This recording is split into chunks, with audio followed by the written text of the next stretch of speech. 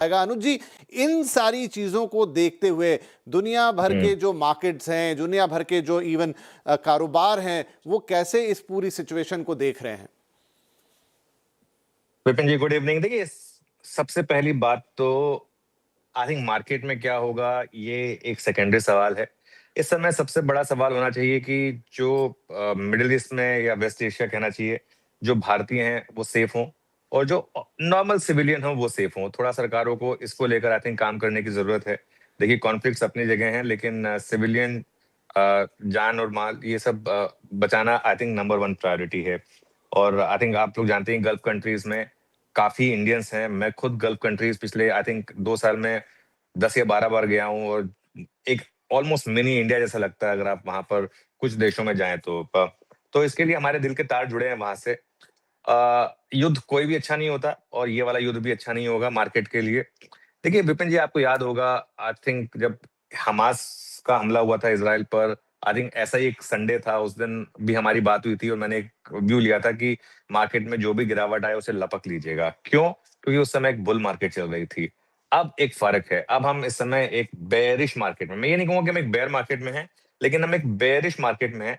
आपको याद होगा फ्राइडे को निफ्टी ने 200 डे मूविंग एवरेज डिसाइसिवली तोड़ा, और आखिरी के 1 घंटे में निफ्टी अचानक 100 पॉइंट गिरा। तो कहीं ना कहीं मार्केट को आशंका थी कि इस वीकेंड पे कुछ ना कुछ तो होने वाला है।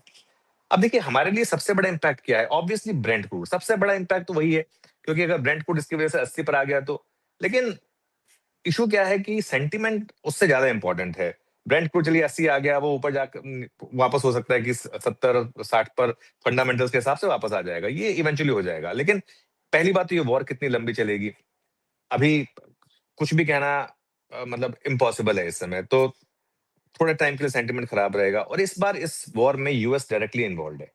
अब तक यूएस डायरेक्टली इन्वॉल्व नहीं था, अब यूएस डायरेक्टली इन्वॉल्व है। आई थिंक उनकी खुद की मार्केट पर क्या इम्पैक्ट पड़ेगा, आई थिंक ये कहना थोड़ा सा इंपॉर्टेंट होगा, ये देखना थोड़ा सा इंपॉर्टेंट होगा।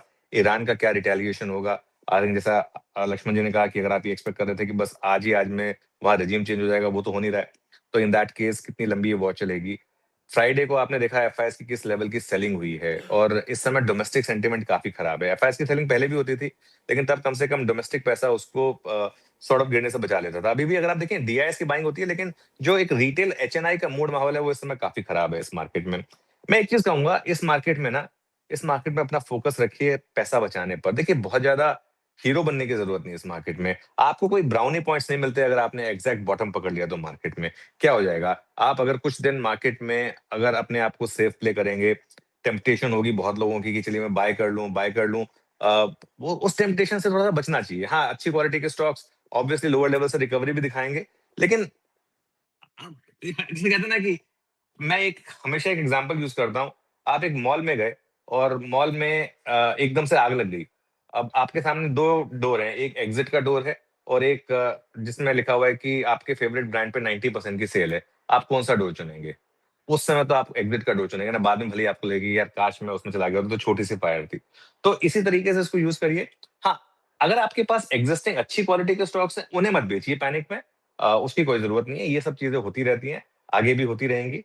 लेकिन अगर आप फ्रेश खरीदारी कर रहे हैं तो ये सोच के चलिएगा कि आपके लेने के बाद स्टॉक्स 10-20% गिर सकते हैं, क्या आप उसके लिए तैयार हैं?